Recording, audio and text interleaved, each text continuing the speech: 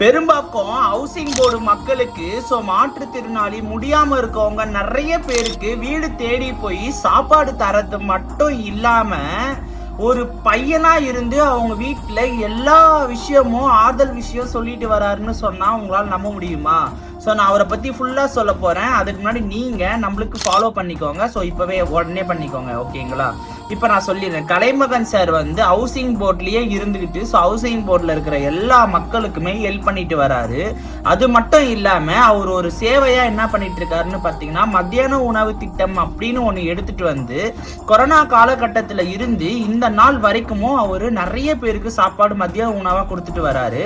அந்த மாதிரி ஒரு விஷயங்கள் பண்ணும் போது அவர் ஒரு விஷயம் நோட் பண்ணாரு. அது என்னன்னு பாத்தீங்கன்னா, நிறைய மக்கள் நல்லா இருக்க மக்கள் வந்து சாப்பிடுவாங்க. ஆனா ஹவுசிங் போர்ட்ல இருக்க நிறைய மக்கள் சாப்பிடவே முடியாம, அதாவது சாப்பிட முடிஞ்சுமே அதை வாங்க முடியாம நிறைய மக்கள் கஷ்டப்பட்டு இருப்பாங்க.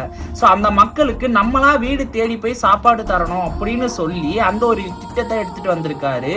அது மட்டும் இல்லாம நிறைய பேருக்கு நிறைய விஷயங்களுக்கு ஹெல்ப் பண்ணிட்டு வராரு, ஓகேங்களா?